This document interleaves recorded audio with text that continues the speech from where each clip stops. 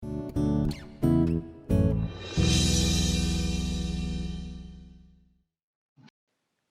my name is Zakiya Daniel.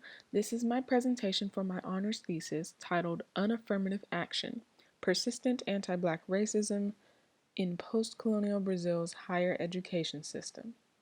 The research conducted for this thesis was done under the mentorship of Dr. William B. Buck in the Department of Political Science and International Studies.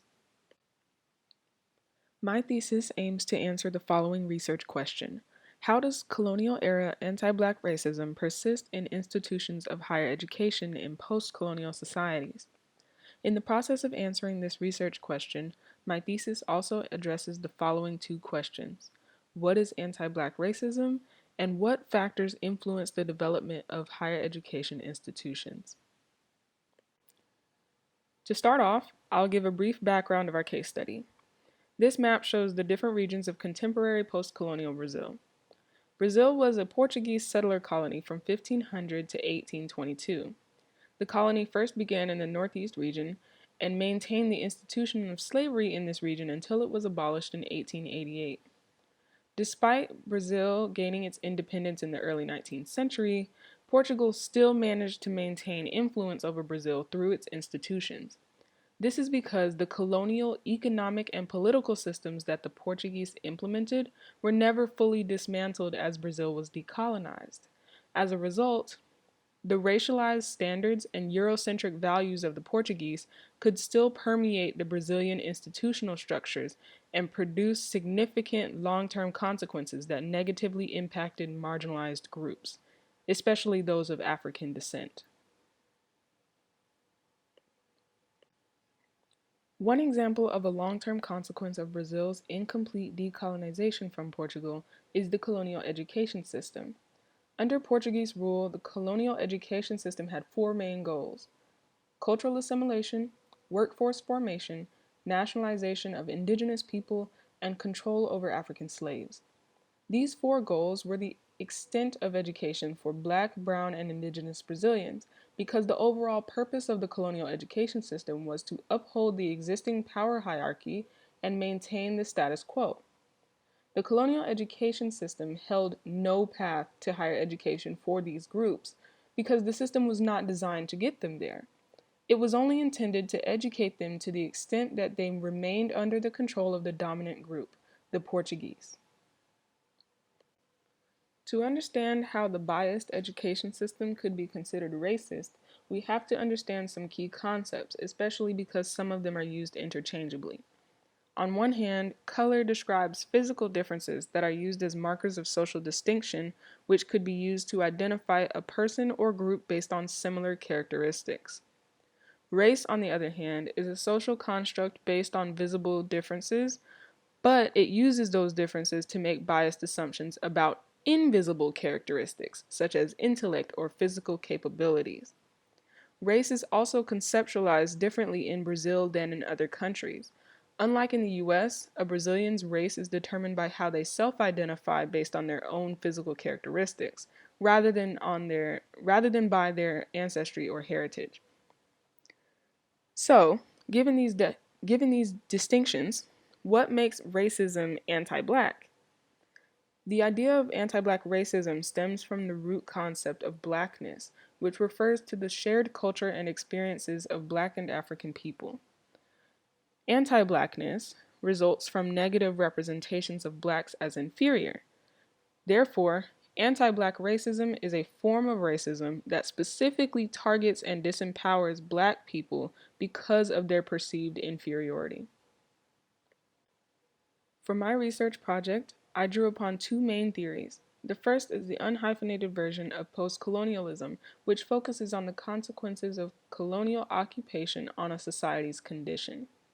The second theory I drew from is anti-Blackness.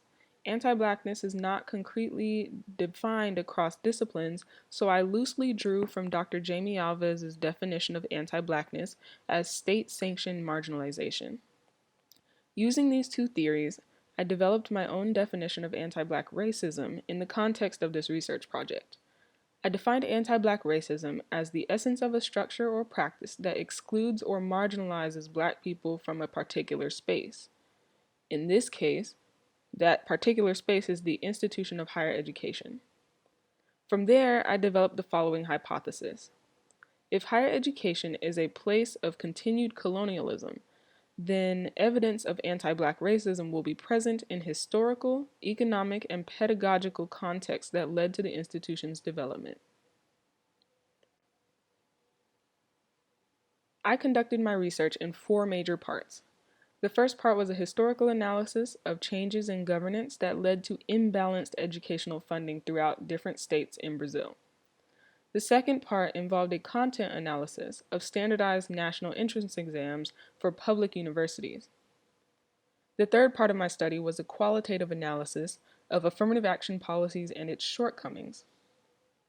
And the last part of my study consisted of a survey of students at the University of Brasilia, which was designed to elicit information concerning students' underrepresentation, experiences of marginalization, and knowledge of affirmative action policies.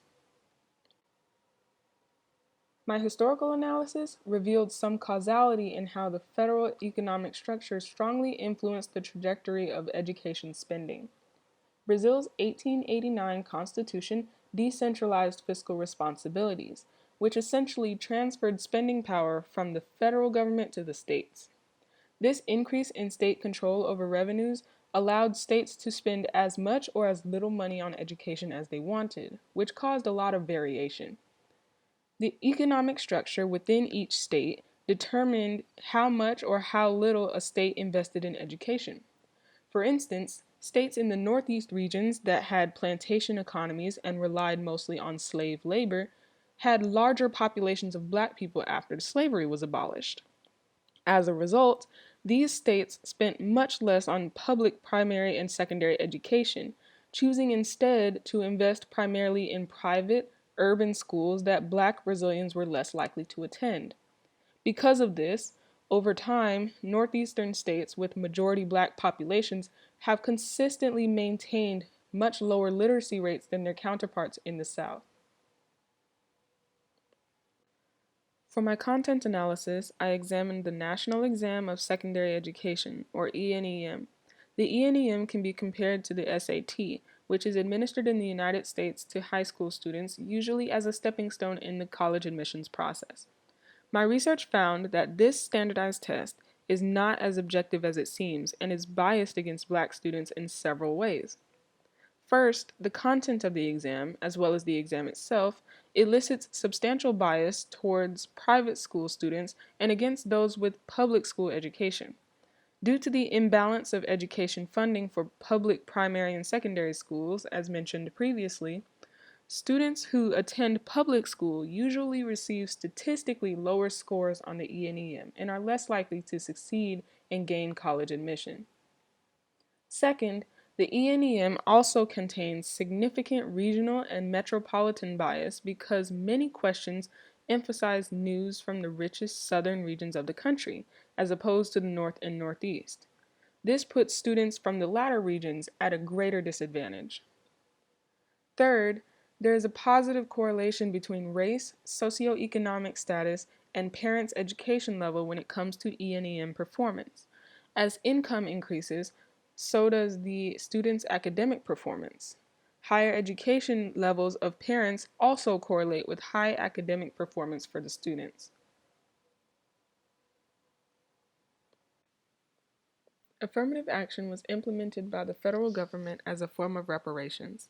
UNB was the first federal university to implement it by holding 20% of undergraduate openings for Black students each semester. However, UNB's method was not replicated at every institution. Other universities hold undergraduate openings for low-income students and then subsequently apportion those openings among different marginalized groups. This variation in affirmative action policy implementation leads it to be mistaken as a remedy for a socioeconomic problem rather than a racial problem. This explains why the support of affirmative action decreases as income and education levels increase. Secondly, affirmative action does not address pedagogical barriers like the biased standardized entrance exams, like the ENEM.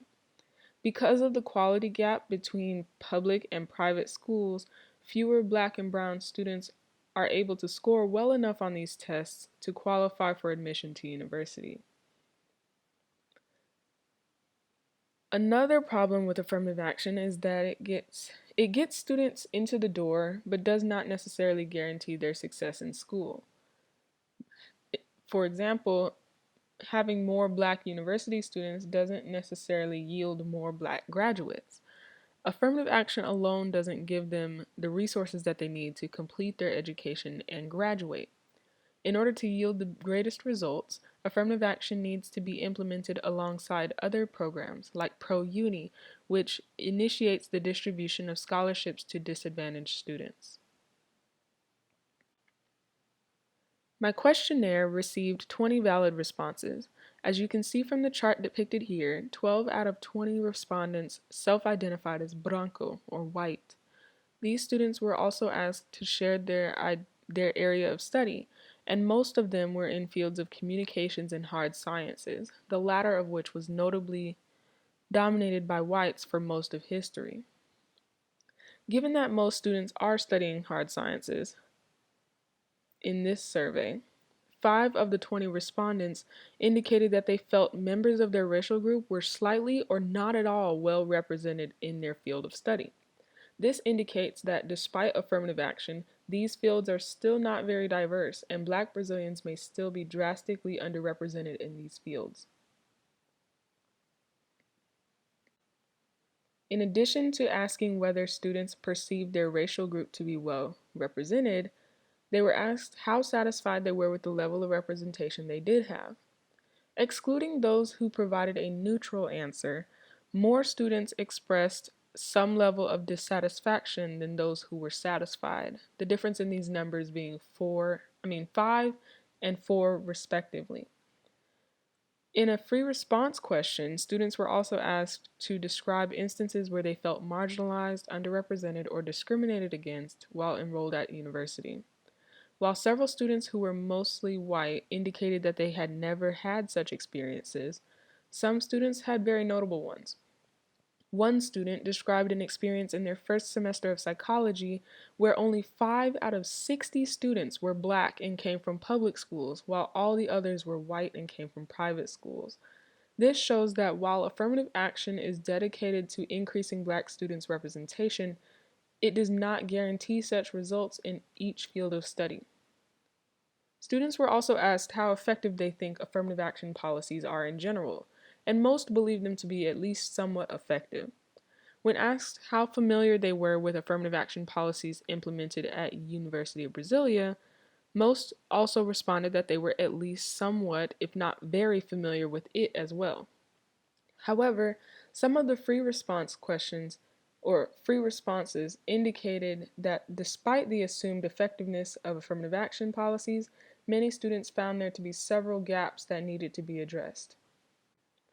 At the end of the survey, students were asked to indicate what else besides affirmative action could be done to improve accessibility and inclusivity for underrepresented students. The 3 biggest problems that needed to be solved to address shortcomings of affirmative action were the overly Eurocentric curriculum for most disciplines, the lack of knowledge or awareness of racial disparities, and the lack of Black professors and professionals at the university level. According to the student respondents, the best way to fix these problems are by increasing the representation of marginalized groups in courses, curricula, and course materials, implementing affirmative action at primary and secondary levels to bridge the gap between public and private school quality, and providing more consistent financial support and resources to marginalized students to help boost affirmative action's effectiveness and help produce more Black graduates and professionals. These student-generated solutions may be effective for addressing the gaps in affirmative action and dealing with the colonial legacy of anti-Black racism that persisted throughout Brazil's higher education system. Throughout my research, I learned that anti-Black racism persists in post-colonial higher education systems through the economic and pedagogical structures that maintain it and the failures of affirmative action policies to address structural barriers that exclude Black people from these institutions. I also found that affirmative action in its current form is not a completely effective means of addressing the problem of Black underrepresentation nor anti-Black racism at the university level. Its shortcomings, unfortunately, do contribute to the persistence of anti-Black racism within the institutional structure. Affirmative action policy is a good first step toward dealing with anti-Black racism, but it cannot rectify it alone because it only addresses the surface of the issue. If a post-colonial society like Brazil wants to fully decolonize and address its colonial legacy of anti-Black racism, it needs to first recognize what structures are sustaining it and then make the necessary changes to those current systems in order to eradicate anti-Black racism once and for all. Here is a list of sources referenced in my presentation. For more resources, I encourage you to check out my honors thesis. Thank you for your time.